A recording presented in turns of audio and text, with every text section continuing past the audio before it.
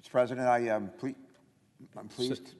Senator from Delaware. Mr. President, I'm honored to follow my colleague from Wisconsin and rise as well regarding the nomination of Judge Ketanji Brown Jackson to serve as an Associate Justice on the Supreme Court of the United States. As some of you will recall, one of our colleagues from New Jersey, Senator Booker, delivered unusually poignant and unscripted remarks recently in the Senate Judiciary Committee about Judge Jackson's nomination and credentials and character. He moved many of those who were present to tears and spelled out as only he can what this nomination means for our nation, in particular for the millions of Black Americans who look at Judge Jackson and see their own mothers, their own daughters, their own sisters, and their own friends. Unfazed by the unfair attacks that day on Judge Jackson, our colleague said these words: nobody's going to steal my joy. Mr. President, I second that emotion. This historic moment and this historic nominee brings me great joy as well. Over the next several minutes, I'm going to talk about Judge Jackson's impeccable qualifications. I want to discuss her sterling record as a public servant, including nearly a decade as a federal judge, that make her supremely qualified to serve on our Supreme Court. And I also want to talk for a bit about the historic nature of this nomination and attempt to put in context just what it means for our nation and for me personally to cast a vote to confirm the first Black woman to serve on the Supreme Court. Because today, indeed, it brings a lot of us real joy in this body to know that we have the opportunity, the privilege to play a small part in Judge Jackson's confirmation. Similar to President Reagan delivering on his promise years ago to nominate the first woman, Justice Sandra Day O'Connor, to the Supreme Court, President Biden has delivered on his own promise. He has nominated the first Black woman to the highest court in our land, and our nation can be proud of the nominee that we're here to debate and to confirm. Let me begin, however, by taking just a moment to thank Justice Stephen Breyer for his exemplary service to our country. As many of our colleagues know, Justice Breyer was nominated to the Supreme Court by President Clinton in 1994 when I was serving as governor of Delaware, and our presiding officer was an astronaut up in the ether above our planet. And I was, Justice Breyer was confirmed, some will recall, by an overwhelming bipartisan vote, 87 to 9. Justice Breyer served our country with distinction for over 6 decades, including as a corporal in the Army Reserve, a federal circuit court judge, and for nearly 3 decades on the bench of the highest court in our land. Justice Breyer is known as the consensus builder on the bench, a trait I've long admired in judges dating back to my time as governor of Delaware, when I had the opportunity to nominate literally dozens of highly qualified individuals to serve on Delaware's highly respected courts.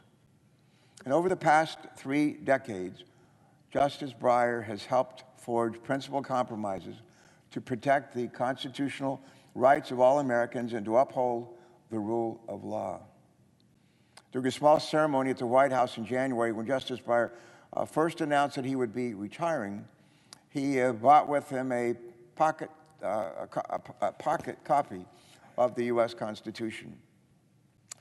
And in his brief remarks, Justice Breyer reminded us of how Lincoln and Washington and so many other giants of American history have described that document, our Constitution. They described it as an experiment. As Justice Breyer reminded us during the time of Washington and Lincoln, there were plenty of folks who doubted our system of government could ever work. Plenty of folks who said, well, that's a great idea in principle, but it will never work, at least not for long. But as Justice Breyer said that day, he said, it's our job to show them that it does work, and it will continue to work. Mr. President, our Constitution has made possible the greatest experiment in democracy in the history of the world. Over the past several years, I've spoken any number of times on the Senate floor about the wisdom of the framers of our Constitution. In the hot summer of 1787, they met in Philadelphia, as you'll recall, and designed an intricate system of checks and balances. Article 1 dealt with the Congress. Article 2 dealt with the executive branch of our government. Article 3, the judiciary. America's the longest-running experiments in democracy, and our Constitution is more replicated across the globe than any other Constitution in the world. But our Constitution has never been perfect. The framers never pretended that it was perfect. This past weekend, I was privileged to give the keynote address during a commissioning ceremony at the Port of Wilmington for a new Virginia-class fast-attack nuclear submarine that bears the name of Delaware. The first Navy vessel named after the state of Delaware in over 100 years. At the end of my remarks, I led a crowd of about several thousand people gathered on the Delaware River right beside the submarine and its crew.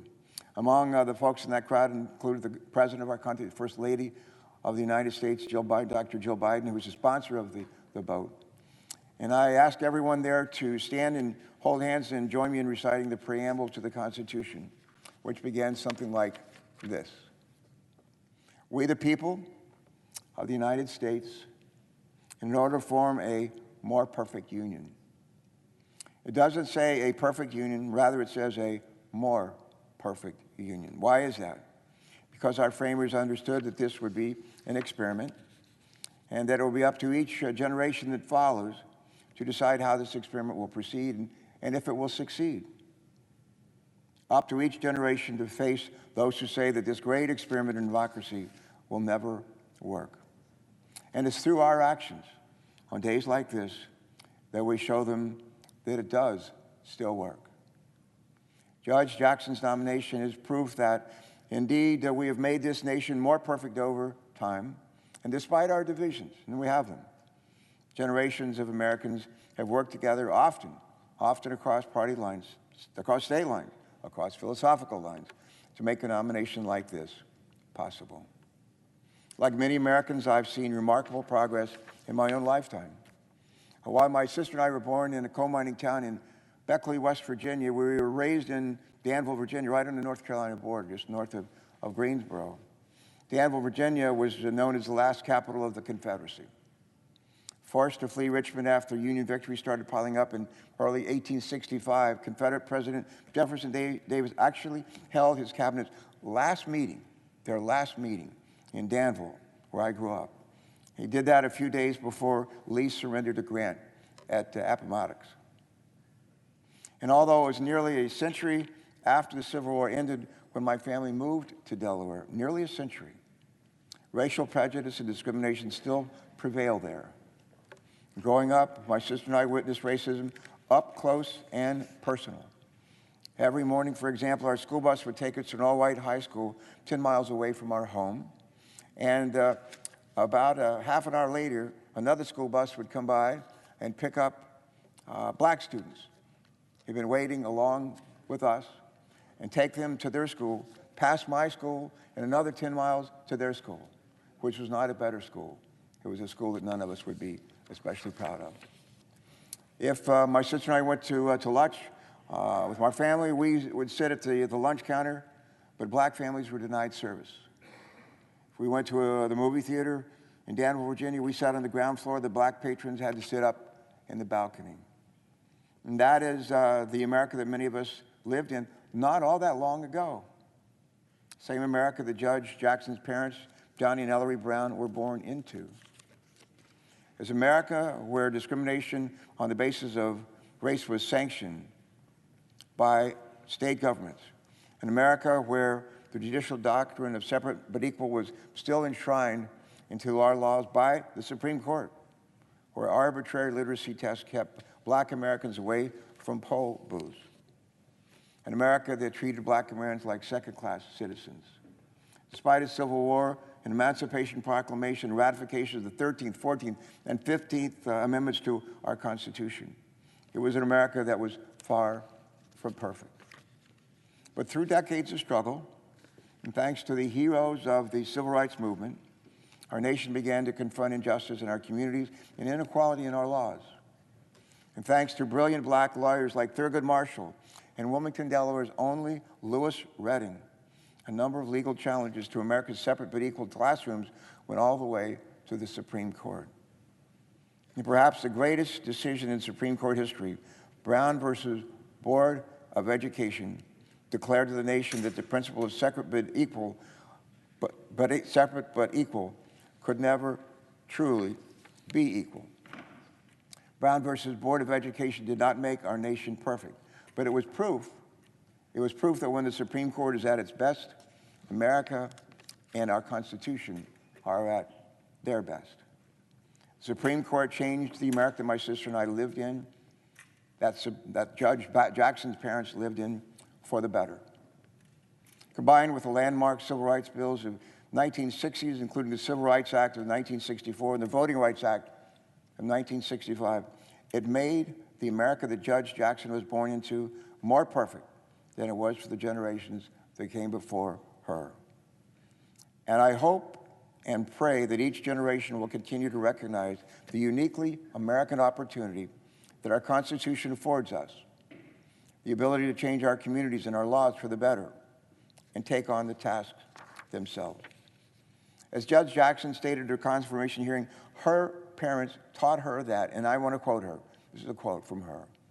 "Unlike the many barriers that they had to face growing up, my path was clearer, such that if I worked hard and believed in myself, in America, I could do anything or be anything I wanted to be," close quote.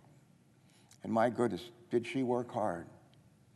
The daughter of two graduates of HBCU colleges, Judge Jackson was a star on her high school debate team and was elected mayor of Palmetto Junior High School and student body president of Miami Palmetto Senior High School.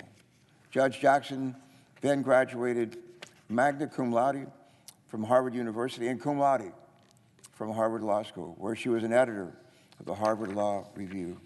She clerked for not one, not two, but three federal judges, including for Supreme Court Justice Stephen Breyer.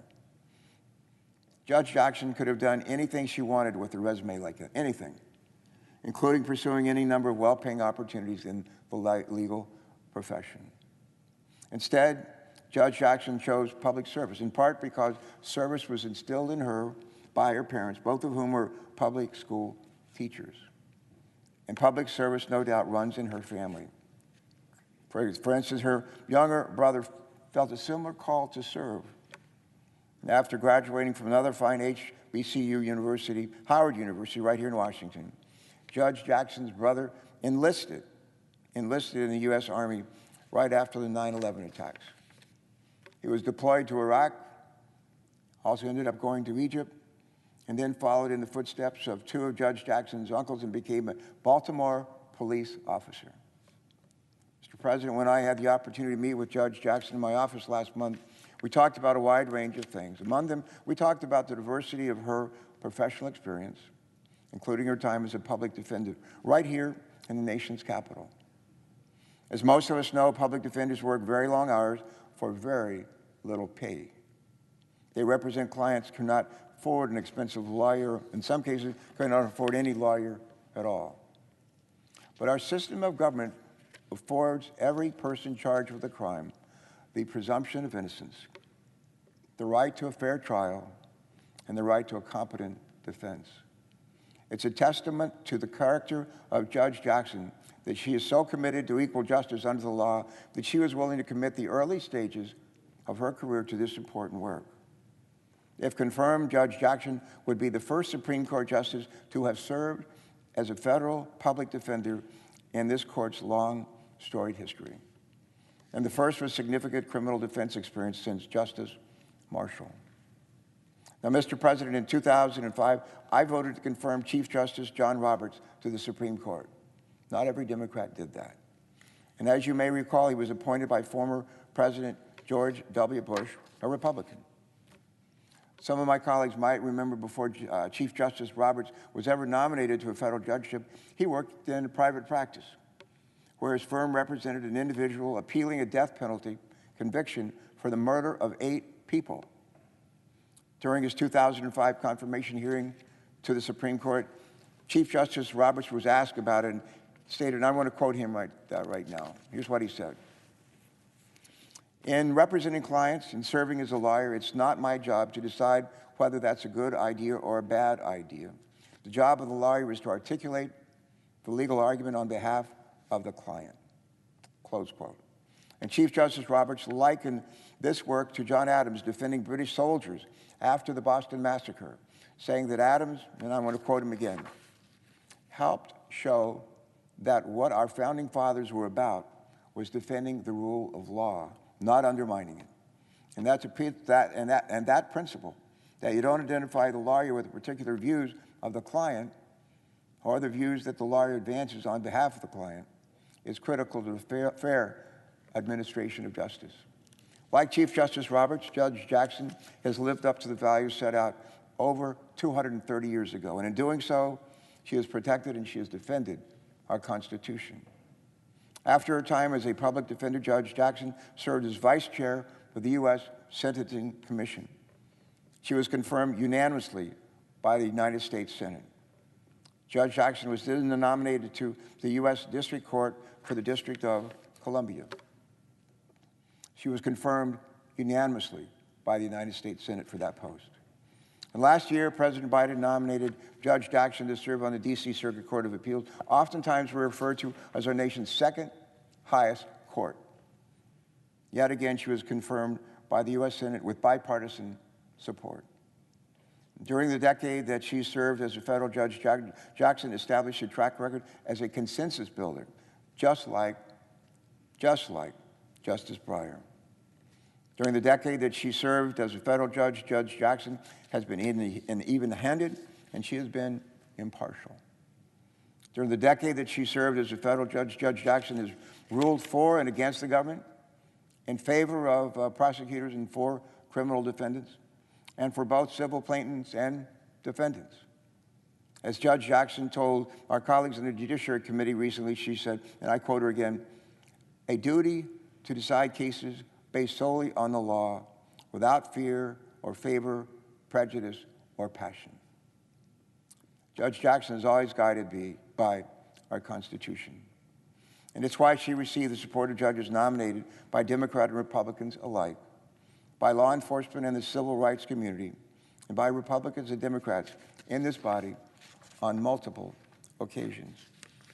Now, these past few weeks, I've heard some of our colleagues on the other side of the aisle use this confirmation process to mention the unfairness toward past nominees. Well, Mr. President, every one of these nominees that they refer to received a hearing and a vote. The same cannot be said of Merrick Garland, former Chief Justice of the D.C. Circuit Court of Appeals, who was nominated by former President Obama to serve on the Supreme Court. Judge Garland did not receive a hearing. Judge Garland did not receive a vote because our colleagues on the other side of the aisle decided to invent a new rule. And most of them even refused to meet with Merrick Garland, one of the finest servants I've ever known. And this shameful blockade led to what many Americans, myself included, view as a stolen Supreme Court seat, a permanent stain on this body's reputation, and a reduction in the Supreme Court's credibility. Then 4 years later, our colleagues on the other side of the aisle broke their own precedent and invented yet another new rule to confirm a Supreme Court justice 8 days before Election Day, when tens of millions of ballots had already been cast. And while I will never forget this truly shameful behavior, this week we have a chance to move away from politics. We have a chance to place an extremely well-qualified nominee to the Supreme Court, and to do so with the support of senators from both sides of the aisle. In the end, the American people need to trust the Supreme Court to make decisions on questions that impact every single American. And whether we have access to clean air is one of those issues, whether we have access to clean water, whether we have access to good health care, whether women have the right to make their own health care decisions. We need a Supreme Court that stays above the political fray. We need a Supreme Court that calls balls and strikes, as Chief Justice Roberts once said. A Supreme Court that maintains the trust of the American people as the arbiter of a Constitution that protects the civil rights of all Americans. Judge Jackson will bring a breadth and a diversity of experience to the Supreme Court not often seen. Judge Jackson's resume: Harvard Law, clerk to 3 federal judges, including Justice Breyer, a public defender, U.S. Sentencing Commission vice chairman, federal district court judge, and federal circuit judge, is evidence that she is among the most qualified individuals in our country for this esteemed role. Her character and her intellect are beyond reproach. She weathered a grueling confirmation process with grace and dignity. Let me close, Mr. President, by noting that Judge Jackson's nomination is proof that today in America, one's qualification and unrelenting work ethic earn you your spot. That public service is valued and committed to the principle that protect our country do mean something, that the sacrifices of one generation slowly but surely make for a better America for the next generation. Mr. America, count me among the millions of Americans who are inspired by Judge Jackson's life story, a uniquely American story that provides proof that our nation can be made more perfect over time. And it brings this senator from Delaware, who grew up in Danville, the last capital of the Confederacy, in a much different America. It brings me great joy to be able to cast a vote to confirm Judge Ketanji Brown Jackson to serve as an Associate Justice on the Supreme Court of the United States. And with that, I yield the floor. Mr. President. Senator from Vermont. Thank you.